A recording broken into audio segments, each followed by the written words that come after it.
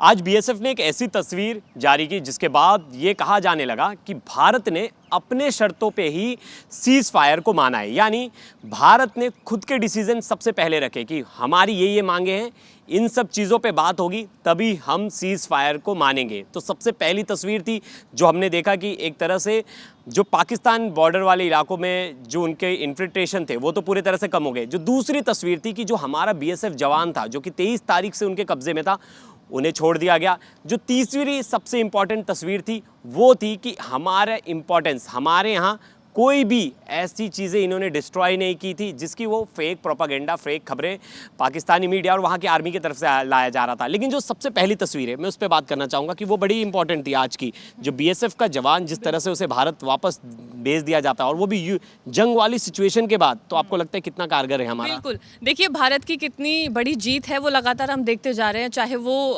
Cease fire को लेकर हो, चाहे पाकिस्तान में उनके बेसिस को डिस्ट्रॉय करना हो और चाहे आतंकवादियों को ख़त्म करना हो। आज की जो तस्वीर है, जो बीएसएफ जवान हमारे वापस आए हैं जो वेस्ट बंगाल से हैं, उनकी पत्नी की भी लगातार तस्वीर और वीडियो सामने आ रही है जिसमें वो बहुत खुश है और उनके घर पर खुशी का माहौल है, मिठाइयाँ खाई जा रही हैं और क्यों ना खाई जाए। दरअसल ये गलती से बॉर्डर के उस पार चले गए थे जब किसान वहाँ पर काम कर रहे थे, उनके साथ इनकी ड्यूटी लगाई गई थी और क्योंकि इनकी नई ज्वाइनिंग हुई थी तो इन्हें इस बारे में नहीं पता था। लेकिन बाद में 24 घंटे के अंदर जवान को वापस किया जाता है, लेकिन पाकिस्तानी सेना ने ऐसा नहीं किया।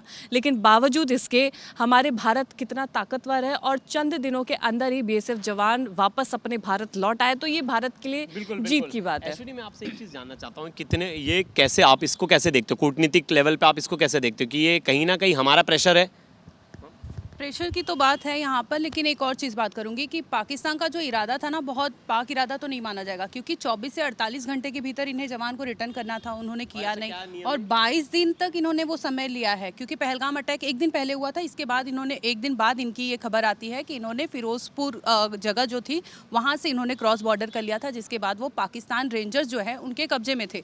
लगातार बीएसएफ जो होता है, ऐसी सूरत में आपको बता दें कि जो दोनों ओर से, चाहे भारत की बात कर ले चाहे पाकिस्तान की बात कर ले, दोनों ओर के जो बीएसएफ हेडक्वार्टर्स होते हैं वहाँ के लोग, आला अफसर जाते हैं, मीटिंग करते हैं।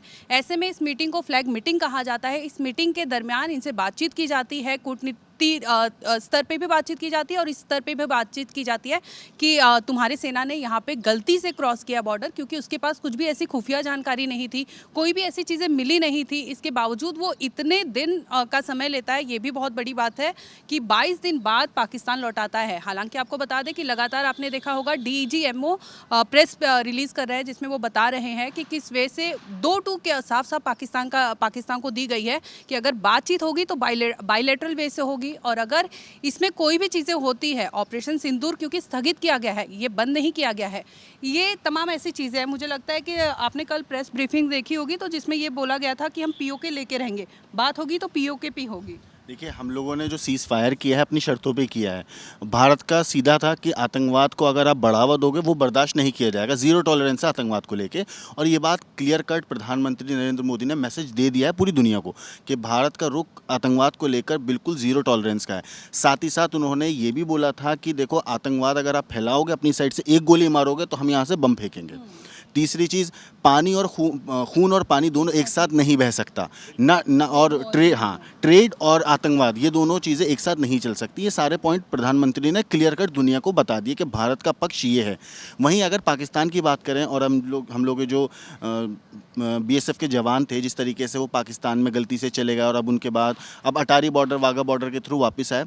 इसी बीच आपको एक बताऊं, एक खबर और आई थी कि पाकिस्तानी रेंजर्स को भी भारतीय सेना ने पकड़ा था, किया गया है। लेकिन आपको एक चीज़ और चीज़ में यहाँ पे आपको एक हैरान करने वाली बात और चीज़ है कि जब तक ये पूरा युद्ध की जैसी हालात थे, युद्ध नहीं कहूँगा लेकिन युद्ध जैसे जो हालात थे, 22 अप्रैल को इन लोगों ने अटैक किया पहलगाम के बाद, उसके बाद एक अलग तरीके से सरकार ने कड़े कदम उठाए, पूरे एक प्रोसेस के थ्रू पूरा एक सब कुछ किया और आखिर में जाके आतंकवादियों के 9 लॉन्च पैड को उड़ा दिया था।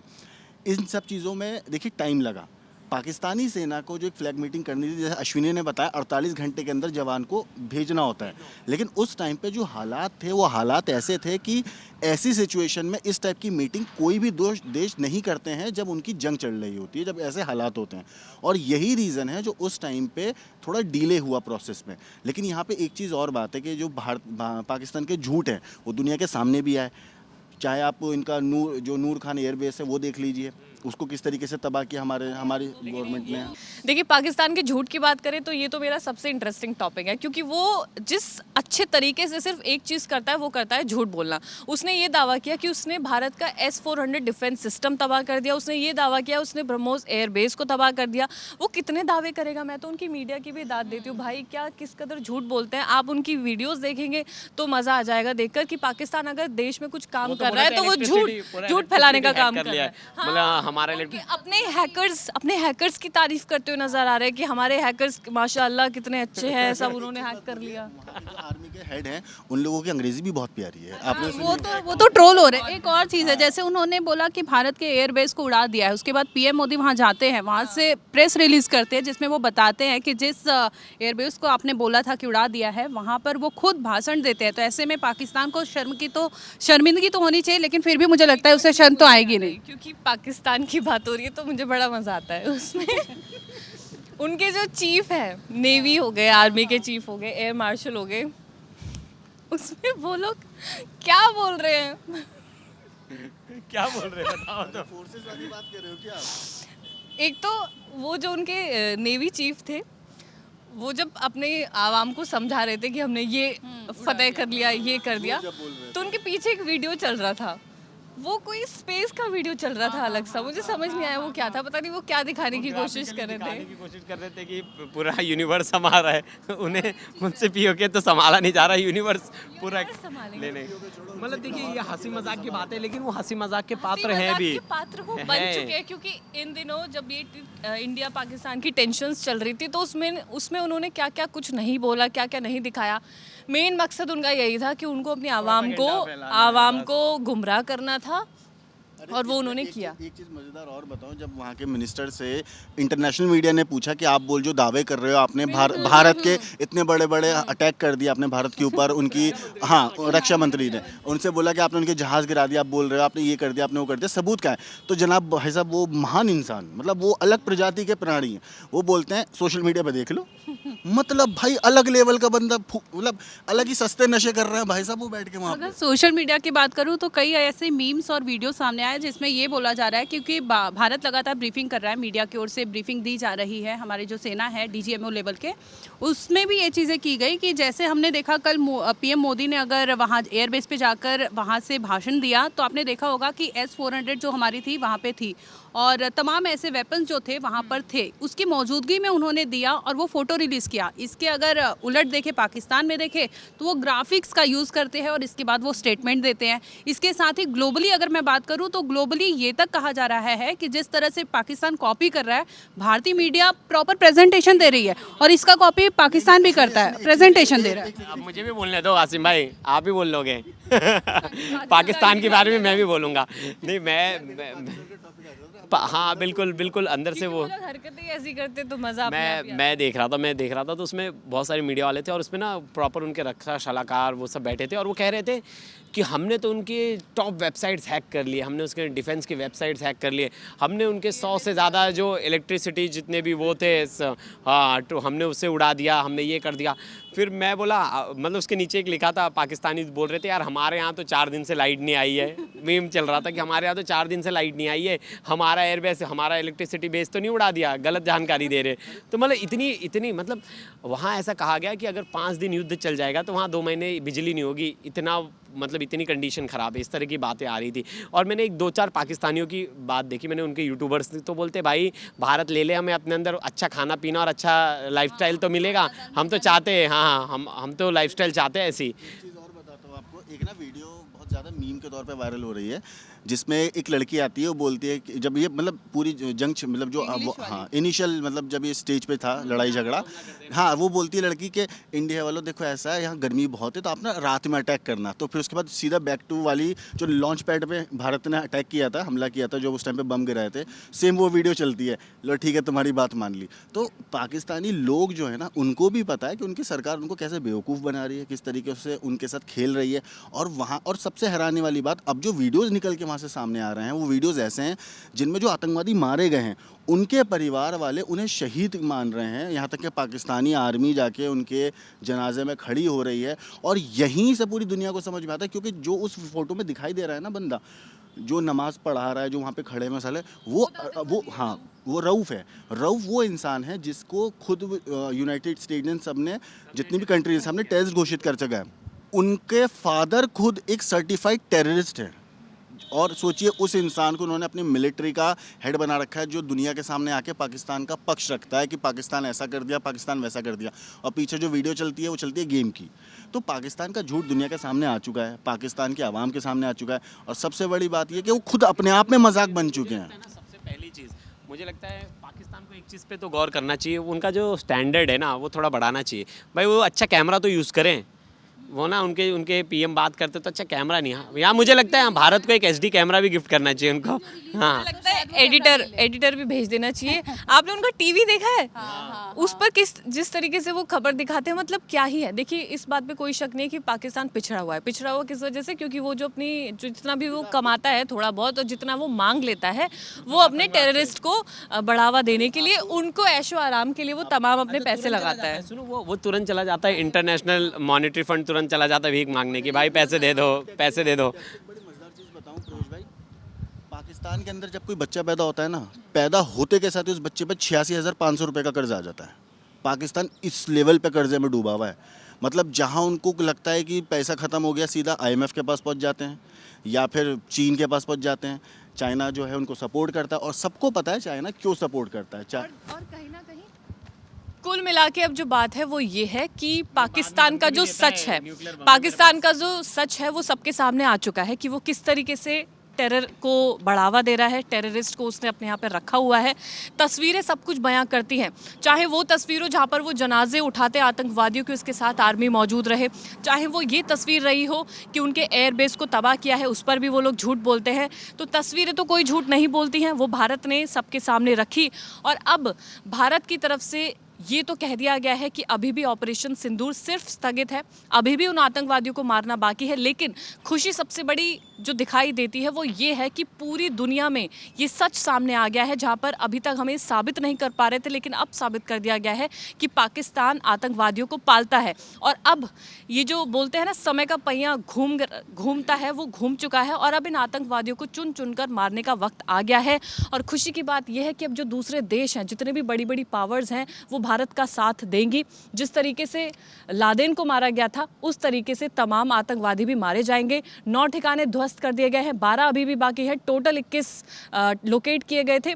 तो अब जो ये 12 बाकी हैं वो भी अपनी उल्टी गिनती शुरू कर दे, जहां छिप सकते हैं वहां छिप ले, लेकिन अब वो मारे जाएंगे। क्यों? बिल्कुल बिल्कुल, देखिए मेन मकसद तो यही था हमारा ऑपरेशन। हम कभी भी उनकी आर्मी के साथ हमने जंग नहीं छेड़ा था। हमारा तो डे 1 से हमारा एक ही कंसेप्ट था कि हम उन टेररिस्ट और उन आतंकियों को ख़त्म करेंगे जो भारत के खिलाफ है। हाँ, लेकिन ये भी चीज़ डे 1 पे क्लियर थी, अगर उन आतंकियों को बचाने के लिए कोई गुस्ताखी करेगा, आर्मी अगर आएगी तो करारा जवाब मिलेगा, और ऐसा करारा जवाब मिला। उसकी HD फोटोज़ दिखाई गई। हाँ, प्रधानमंत्री नरेंद्र मोदी ने जो ब्रीफिंग करी थी, जो आके देश से जो बात करी थी, इन्होंने जो अपना पूरी बात रखी देश के सामने प्रधानमंत्री ने, तो उन्होंने क्लियर कट बोला कि जब ये सब अटैक हुआ था, हमारी जो लड़ाई थी वो आतंकवाद के खिलाफ थी। पाकिस्तान आर्मी के खिलाफ नहीं थी, पाकिस्तान के लोगों के खिलाफ नहीं थी। लेकिन पाकिस्तान ने जब हमने आतंकियों के लॉन्च पैड उड़ाए तो पाकिस्तान ने उल्टा उनका साथ दे के हमारे पे हमला किया, जिसका बदला हमने मुंह तोड़ जवाब देकर दिया।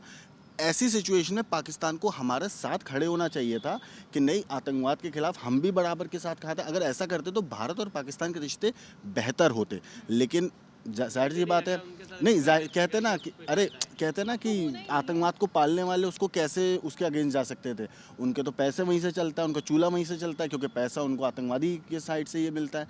तो ये सारी चीज़ें चल रही थी, लेकिन भारतीय सेना ने अंदर घुसकर जो सटीक वार किया, और ऐसा वार किया जिसमें आतंकियों के ठिकाने ना सिर्फ ध्वस्त किए, बल्कि पाकिस्तान को भी बताया हमारी तरफ आग उठा के देखोगे तो ऐसे ही मिट्टी में मिला दिए जाओगे। एक और चीज़ पे बात कर लेते हैं। जैसे आपने देखा होगा कि लगातार PM मोदी प्रेस ब्रीफिंग कर रहे हैं, जिसमें वो बता रहे हैं कि जो दौर था, अब तक का जो दौर था, क्योंकि आपने 71 का वॉर देखा होगा, कारगिल वॉर देखा होगा, और चाहे 26/11 की बात कर लूँ, तमाम पुलवामा हो, कई ऐसे आप नाम गिनते जाएँ, और नाम अगर वहाँ से अगर टेररिस्ट का नाम सामने आता है तो वो पाकिस्तान की ओर से ही सामने आता है।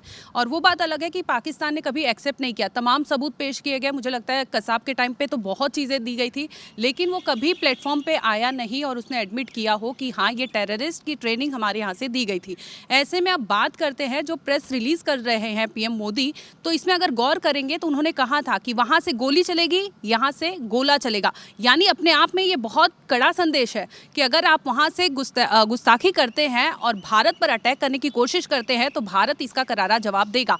पहलगाम में आपने देखा टेररिस्ट अटैक हुआ, जिस तरह से चुनौती दी गई कि जाके अपने सरकार को बताना कि किस तरह से वहाँ पर आतंक फैलाया गया है। इसके बाद ऑपरेशन सिंदूर लॉन्च होता है और तमाम चीज़ें आपने देखी होगी कि समय समय पे ऑपरेशन को अंजाम दिया गया, जिसमें कई वीडियोस भी हमने देखे कि हमारी सेना ने कैसी ये तमाम चीज़ें की है। लेकिन एक और चीज़ है, जैसे आपने देखा होगा कि बहुत नॉर्म्स ना हमारे चेंज हो गए। जैसे अब बोला गया कि अगर पाकिस्तान की ओर से अगर कुछ भी अटैक किया गया तो इसे हम ये नहीं बताएंगे टेरर अटैक है, इसे हम जंग मानेंगे, वॉर, द वॉर ऑफ कुछ एक लाइन उन्होंने बोली, एक्ट ऑफ वॉर को कंसीडर किया जाएगा। ये अपने आप में पाकिस्तान को मुझे लगता है सोचना चाहिए। सोचना नहीं, और एक सेकंड, ये तो सोचना ही चाहिए। छोटी सी बात बोलूंगी, टेरर और टॉक एक साथ नहीं हो सकता, टेरर और ट्रेड एक साथ नहीं हो सकता। ये पानी और खून, बिल्कुल, ये कुछ चीज़ें हैं, ये पाकिस्तान के हर एक बंदे के दिमाग में घुस चुकी होंगी, जहाँ पर पीएम मोदी ने साफ शब्दों में चीज़ें कह दी हैं। आप अगर, ऐसा देश है आपका, अगर आप टेररिस्ट को सपोर्ट करोगे तो आपके साथ ऐसा ही होगा, ये होना निश्चित है। इन सब में हम एक शख्स को बोल रहे हैं, वो है टर्की। हाँ, जिस तरह से हमने उन्हें इतना टूरिज़्म दिया, हम उनके, हाँ, ऑपरेशन दोस्त चलाया, हमने उनकी इतनी मदद की, लेकिन वो ऐसी वाली सिचुएशन में आपको दूर रहना चाहिए।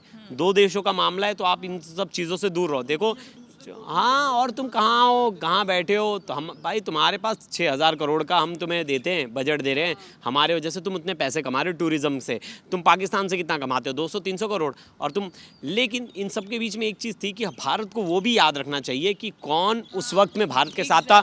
और मैं तो भारतीय लोगों से ये सबसे अपील करूँगा कि जो देश आपके साथ खड़ा नहीं है, आपके दुश्मनों के साथ खड़ा है, तो आप उस देश को पैसे देना चाहते हो, आप वहाँ के टूरिज़्म को बढ़ाना चाहिए, तो आपको 2 बार हाँ बिल्कुल, आपको 10 बार सोचना चाहिए। अगर आप टर्की का प्लान बना रहे हो तो आप कहीं ना कहीं आतंकवाद को फंड कर रहे हो। इनडायरेक्टली वो पैसा कहाँ जा रहा है, टर्की फंड कर रहा है पाकिस्तान को, पाकिस्तान वो पैसे यूज़ कर रहा है आतंकवाद को बढ़ाने के लिए। तो हमें देखना है कि हमारे बुरे वक्त में हमारे साथ कौन था, और हमारे जो दुश्मन कंट्री उनके साथ, क्योंकि दुश्मन, क्या बोलते हैं, दोस्त का दुश्मन दुश्मन होता है। दोस्त का दोस्त दुश्मन, कुछ दुश्मन का दुश्मन दोस्त। हाँ, बिल्कुल, व्यूअर्स पे छोड़ देते हैं, अब आगे कीजिए। आप ही डिसाइड कीजिए, क्या हमें टर्की के साथ रिलेशन रखना चाहिए, क्या हमें टर्की जाना चाहिए। क्योंकि इस वक्त जो ऐसी सिचुएशन थी, उस वक्त में ना आपको इन कॉन्फ्लिक्ट से बाहर रहना चाहिए था, ना कि कॉन्फ्लिक्ट में घुसे रहना था और दुश्मन देश की हेल्प करनी थी, जो कि हम इतना ज़्यादा बजट उन्हें ला के देते, पैसे ला के देते। तो व्यूअर्स, आप ही बताइएगा हमें क्या करना चाहिए।